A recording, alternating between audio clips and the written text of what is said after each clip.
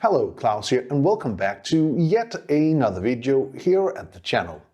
In today's video, we're going to have a look at using the BlackMagic Pocket Cinema Camera 4K, 6K or 6K Pro after the update 7.3, how to actually use false colors and how to make your image at the right exposure. And this video is meant for beginners to false colors, so this is the basic, but it is a very nice tool to have in your tool bag.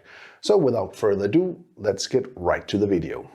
Okay, so if your screen looks like this when you push the false color, don't worry, this is the way it's supposed to look.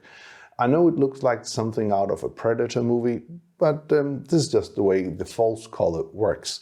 So on the BlackMagic Pocket Cinema Camera 4K, the false color can be chosen if you have set up your function buttons on one of the function buttons on top of the camera. If you have not done that, you can go into the menu and swipe up and go into the false color settings that way. So let's just get the basic understanding of what the false colors are. In the new update of the BlackMagic Pocket Cinema Camera 4K, the 7.3 version, there's been a new addition to the false color, and that means if you go right here, you have this bar that shows you what the different things are.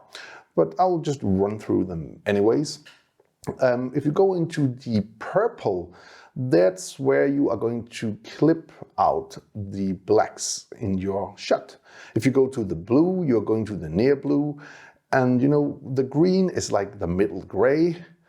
And then of course you have this pink area, and that is actually what you would use for skin tones. And then you have the yellow, and that is just before you're going to clip your highlights. And if you go to red, you are clipping your highlights and you're going to have some problems in post.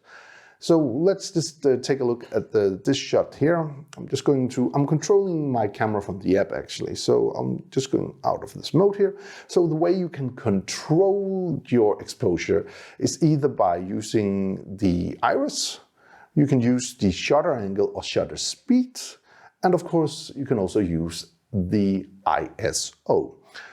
Or you can use the lights, of course. So for this particular shot, which is shot inside of the studio, let's have a look at what we're doing here. So let's start by controlling the iris here and see if we can find a spot.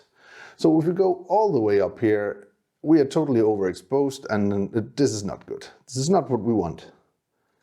I think we want to be in the middle ground here, and for this purpose here, I'm not going to use the shutter angle because that is on 180, and that's what I want it to be.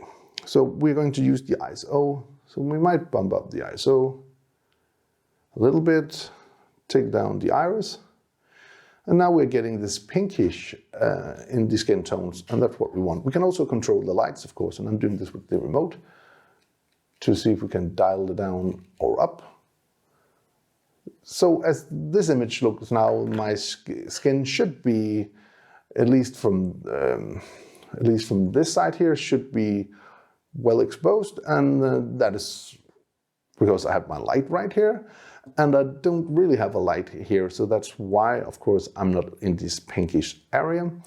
There are some spots here on my black that are in the blue area, and that should be okay. It is a pretty dark scene.